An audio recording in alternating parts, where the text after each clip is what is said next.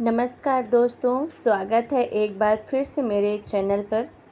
आज मैं आपको इस वीडियो में मातृ गर्भ में जीवात्मा कैसे प्रवेश करती है और किस प्रकार से पुराने देह का त्याग करती है, ये सारी बातें बताने जा रहे हैं। और साथ ही उसका अगला जन्म कौन सी योनि में होगा, इसके कुछ संकेतों के बारे में भी। तो वीडियो बहुत ही खास होने जा रहा है, तो इसे आप अंत तक ज़रूर देखें। दोस्तों, शास्त्र के अनुसार मानव के शरीर में 9 द्वार होते हैं, जिनमें 2 द्वार चक्षु, 2 नाक, 2 कान, 1 मुख, 1 उपस्थ, 1 गुदा। परंतु 10वां द्वार योगी का होता है, जिसको ब्रह्मरंध्र भी कहते हैं। ब्रह्मरंध्र जीव के लिए एक प्रवेश द्वार है। तो चलिए बताते हैं शरीर के किस भाग में स्थित है। यह ब्रह्मांड शास्त्र के अनुसार सिर पर सबसे ऊपर एक बिंदु होता है। रंध्र का मतलब होता है जैसे कोई छोटा छिद्र या सुरंग। या यूँ कहें कि शरीर का वह स्थान होता है जिससे होकर जीव भ्रूण में प्रवेश करता है। मात्र गर्भ में जीवात्मा इस भ्रम से ही नहीं शरीर में प्रवेश करता है। जब बच्चा पैदा होता है तो उसके सिर पर एक नर्म जगह होती है, जहाँ तब तक हड्डियाँ नहीं विकसित होती तब तक बच्चा एक खास उम्र में नहीं पहुँच जाता। आत्मा को जानने लेने से पहले उसके विचार संसार में आने के होते हैं। उनके विचार संसार के लिए हैं, इसलिए वह माता के गर्भस्थल में प्रवेश होता है और माता से जन्म धारण करता है। जीवन प्रक्रिया में इतनी जागरूकता होती है कि वह अपने विकल्पों को खुला रखता है। वह देखता है कि यह शरीर उस जीवन को बनाए रखने में सक्षम है भी या नहीं। इसलिए उस द्वार को एक खास समय तक खुला रखा जाता है, ताकि अगर उसे यह लगे कि शरीर उसके अस्तित्व के लिए ठीक नहीं है तो वह उसी रास्ते से चला जाए। वह शरीर में मौजूद किसी अन्य मार्ग से नहीं जाना चाहता। वह जिस तरह आया था उसी तरह जाना चाहता है। जैसे एक अच्छा मेहमान हमेशा मुख्य द्वार से ही आता है और उसी से जाता है। ब्रह्मांड से आत्मा का शरीर छोड़ना सबसे अच्छा और उत्तम तरीका है। दोस्तों, आपने भारतीय संस्कृति में देखा होगा कि एक गर्भवती स्त्री के आसपास अलग तरह का माहौल बनाने के लिए कई सावधानियां भी रखी जाती हैं। इसकी वजह भी सिर्फ यही है कि भीतर मौजूद जीवन अब भी चयन कर रहा होता है। जब किसी भ्रूण के अंदर जीव प्रवेश करता है और शिशु बनने की प्रक्रिया में उस भ्रूण को ठीक नहीं पाता है तो वह उससे बाहर निकल जाता है। इसीलिए एक द्वार यानी ब्रह्म अंध्र खुला रहता है। दोस्तों, आत्मा का मात्र गर्भ में प्रवेश करने का मार्ग अब चलिए जानते हैं कि मनुष्य अपनी पूरा जीवन काल व्यतीत करके आयु पूर्ण होने के बाद देह का त्याग कैसे करता है। जब वह आत्मा शरीर के किसी मार्ग से बाहर निकलती है, संसार में सभी प्राणी नश्वर हैं। एक न एक दिन तो सभी को मरना है। जीवन में एक दिन मृत्यु सभी की होती है, लेकिन सभी के प्राण अलग अलग तरह से निकलते हैं। आपने भी बहुत बार सुना होगा कि क्या लेकर तू आया जग में क्या लेकर तू जाएगा, है ना। लेकिन वास्तव में यह सब झूठ है। हम लेकर भी आते हैं और लेकर भी जाते हैं।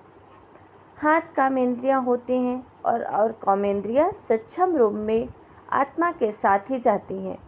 यानी कि हर व्यक्ति अपने पूरे जीवन काल में जो भी अच्छे और बुरे कर्म करता है उसका सारा फल आत्मा के साथ लपेट कर ले जाता है और जन्म के समय अपने पूर्व जन्म की संचित कर्म फल लेकर पुनः जन्म लेता है।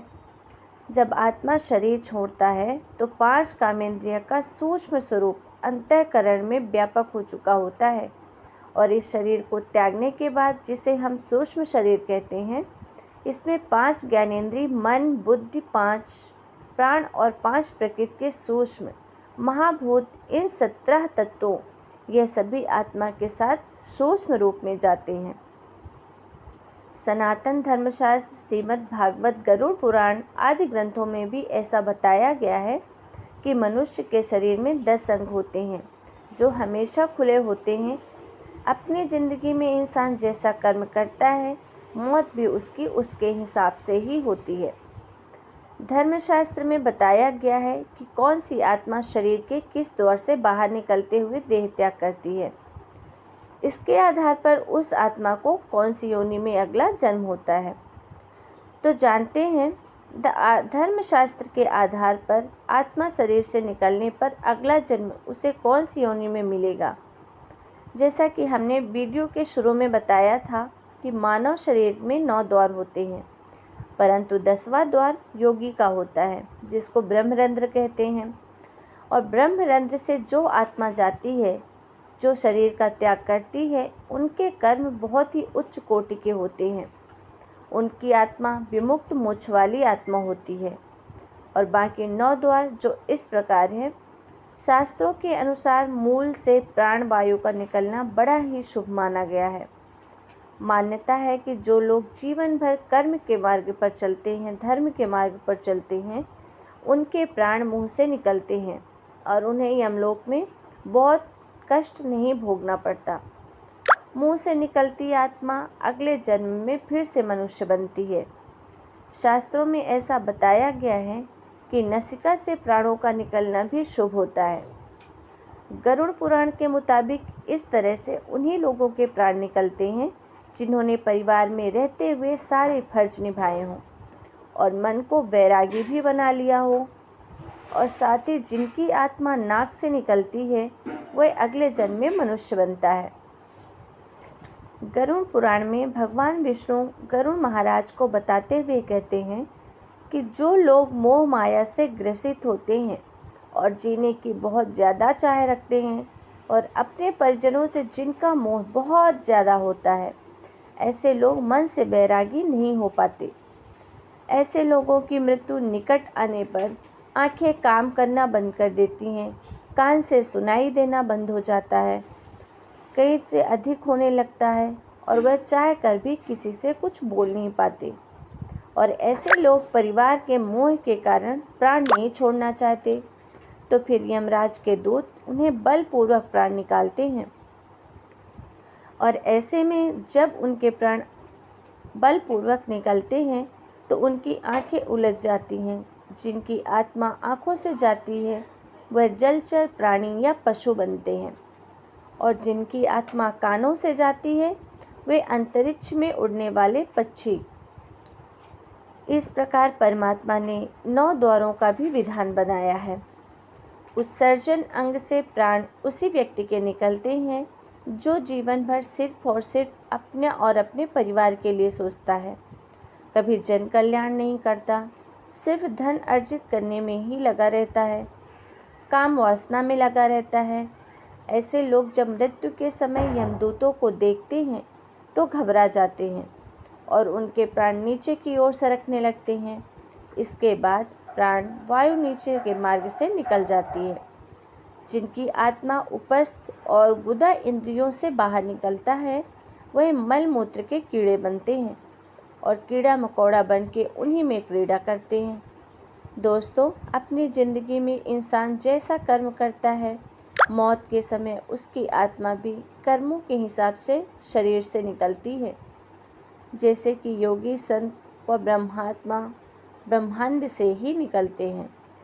अच्छी और धार्मिक पुण्यवान आत्मा नाक और मुंह से, वहीं बुरी आत्माएं गुप्तांगों से निकलती हैं, जिससे उन्हें बेहद कष्ट भी होता है।